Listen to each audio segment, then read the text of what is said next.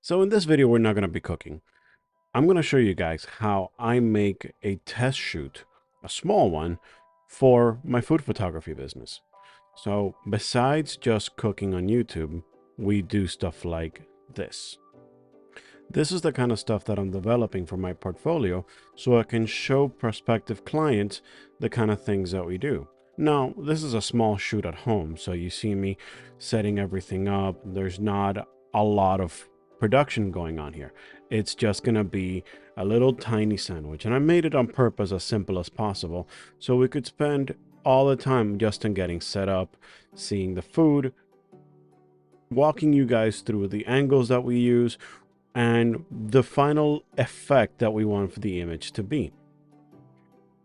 On a normal shoot, you can spend an entire day making 100 sandwiches just like this one to get the perfect one, the hero. This piece of bread is just my little stand-in so that I can get the focusing going on. And you do that by lifting up the sandwich so it's slightly, just barely slightly above the camera angle. So the camera is slightly looking up to it. The lens that I'm using for this is also a very important part. It's a Mamiya Secor C 80mm f4 lens. So this lens was made in the 80s. It's hard to find these days, but you can zoom very close to the actual object. It'll stay in tack sharp focus, and because it's made for a medium format camera instead of a 35mm camera, right, the camera sensor is only gonna see the very sharpest center of the lens. So because it's a bigger crystal, it's a bigger lens focus, and you don't get diffraction at the edges, it's gonna have the best chance of getting a tack sharp image. Now, it's not perfect, and there are ways that you could make everything in here stupid focused with either focus stacking or anything else. But right now I'm at an f11, 64 ISO, and 200th of a second, so that the flash will catch just enough of the light.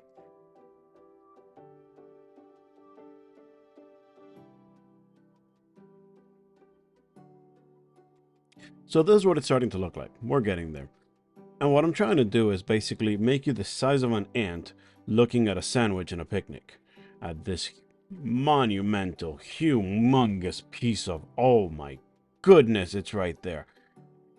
And that's the point. It's designed to make you want that. So it fills your entire field of vision, and it makes you want to just reach out and grab it with all of its fine details.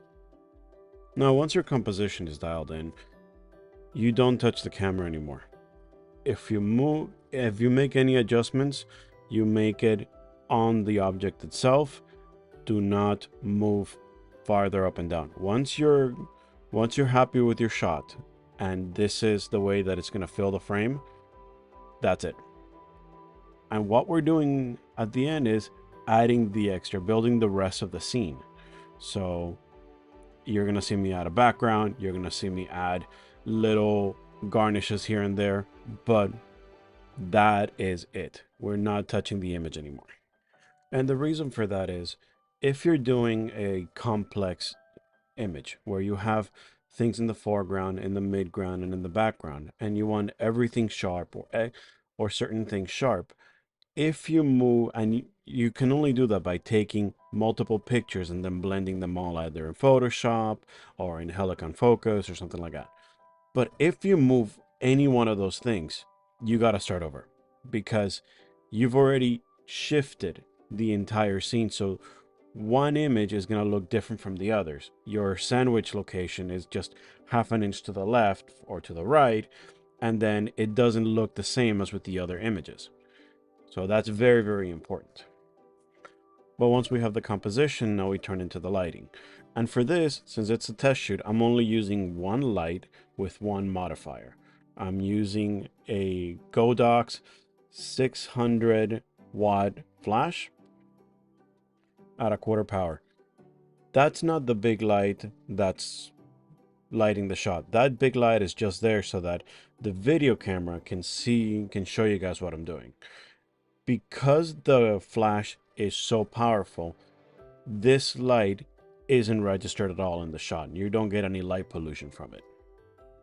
Now, if you don't have a dedicated flash, but you do have one of these lights, you you can create images like this. You're just gonna turn down the length of the exposure significantly longer, and it can get you there. I will make some test shoots with that in mind, avoiding the flash and just creating something with, the aperture light, which is great for this kind of stuff. It's not perfect, but it works. So now I'll leave you guys with the final image. This is after editing and post-processing, and this is what's going to go in the portfolio.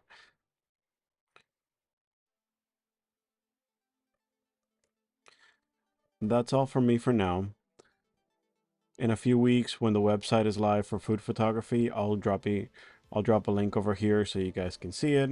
Give me your comments, let me know what you think. And with the rest of this video, if there's anything that you would have liked to see differently, or anything that any suggestions that you guys can give, more power. So for now, this is me signing off. Bye bye, guys.